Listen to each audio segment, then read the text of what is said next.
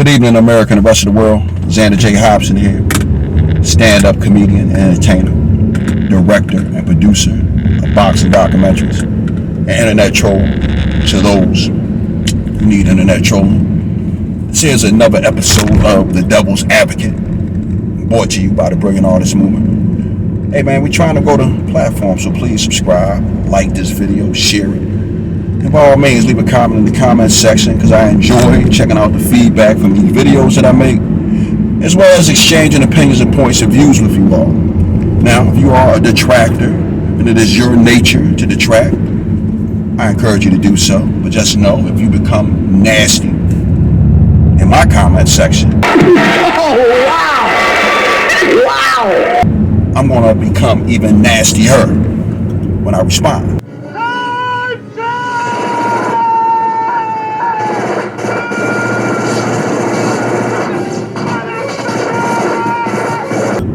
I'm the troll's troll, and trolling me will not be tolerated.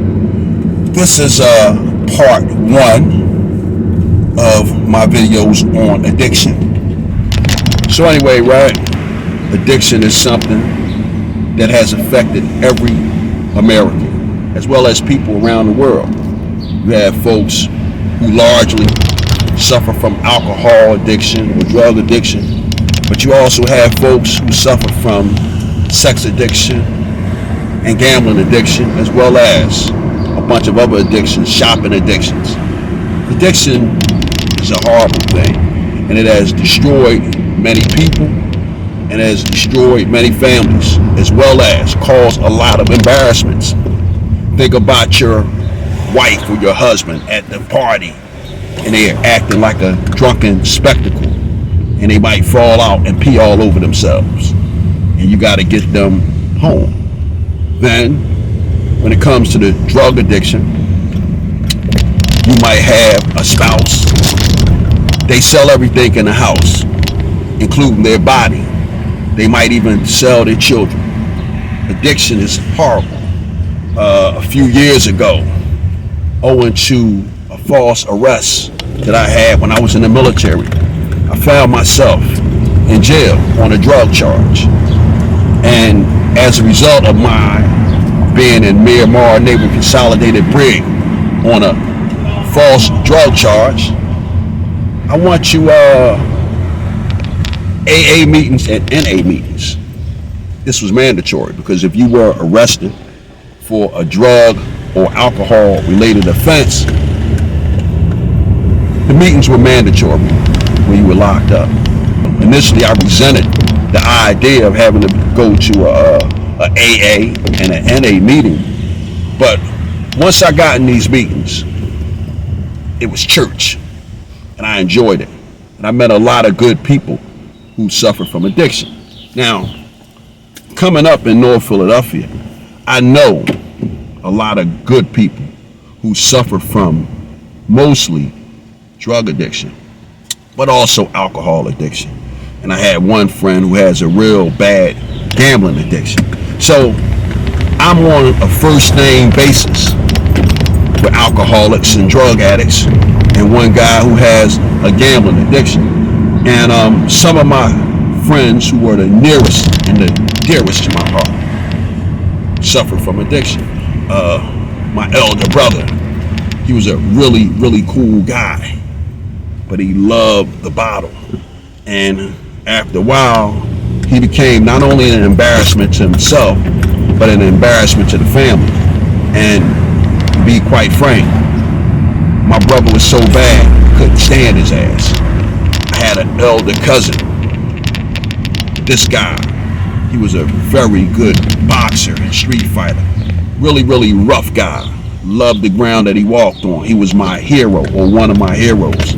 But again, he liked the drugs and alcohol, and as a result of that, he became an embarrassment and a spectacle. He was one of those guys that you hated to see coming. Now, I could go on and on and on talking about addiction, the addiction of others, my false incarceration for a trumped up drug charge that got me medically retired from the military with all the bells and whistles because it was a mistake. And because it was a mistake, the military compensated me for their oversight. But that's neither here nor there. I want to talk about my addiction because at 54 years of age, I have an addiction. And I am addicted to chess. I spend hours on the chessboard playing chess. And my desire to play chess is probably as strong as, or maybe even stronger than a drug addict's desire to shoot heroin, to snort coke, or an alcoholic's desire to pick up the bottle and have a drink. My addiction to chess is so ferocious. I waste hours and hours and hours and hours of productive time playing chess. There have been times when I went 60-hour weeks playing chess. I can remember when I first met my wife, Veronica, years ago. I went down to my office in North Philly to play chess. And when I came home, she was furious with me because I was going all day. And when I told her I was playing chess, she didn't believe me. And then, maybe like about a week or so later, we had came in one night from an outing, and I had sat down to play chess at the computer. And when she woke up in the morning and found me still in that same spot playing chess, she realized that I was telling the truth because she just gasped. Wow, you really was down there playing chess all that long. I don't like the fact that I have an addiction to the chessboard. Again, I waste countless hours of time. And I guess this video is me publicly acknowledging the fact that I have an addiction to the chessboard. I'm trying to do something about it because there are a lot of things that I should be doing besides playing chess. I need to be doing a better job at managing my comedy career and being more proactive about trying to get gigs. I need to be more proactive about getting out here and getting at an honest buck in the way that I know how to get at a buck. So this is what I'm thinking about. I know there are a lot of you guys out there who suffer from addiction just like me. You guys may not be alcoholics or drug addicts, but you might find yourself playing video games for countless hours. Because I play chess online, and I've somehow convinced myself, because I don't go hang out at the park and waste countless hours playing chess, that I'm somehow better than the guys who are addicted to chess that hang out in the parks. But I'm just as bad. And I've somehow tried to convince myself that I'm not as bad as the guys who spend countless hours playing video games. But again, my addiction to chess is just as bad as any addict's. And this video is me acknowledging it and trying to do something about it. So I don't see a need to beat this subject into the ground. I'm an addict. And I need some help.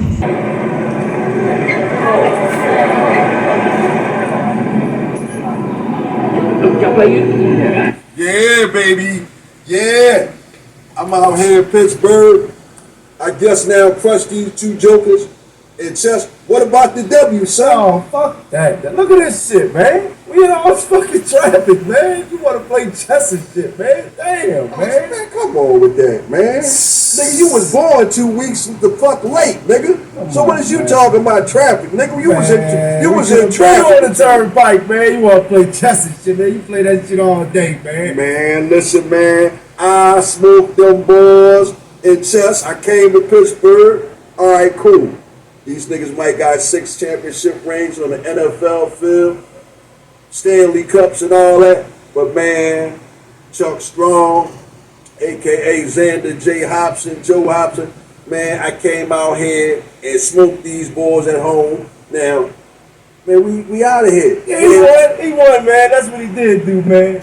But we in traffic, though. Yeah, man. Because of that. And, man, we just came through a spot, right? We was over in West Virginia, man. And, again, we seen a spot called Triadelphia, man. Triadelphia.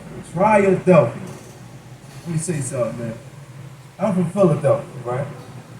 And over in Philly, man, I like to think of it as we Philadelphia, man. And over there in West Virginia, right? They over there trying, man. Triadelphia, man. That's my advice to y'all over there, man, West Virginia, man. This ain't a diss. This just real, man. Instead of trying Adelphia, man, I want y'all to come over to Philly, man, and Philadelphia, man. Just like that.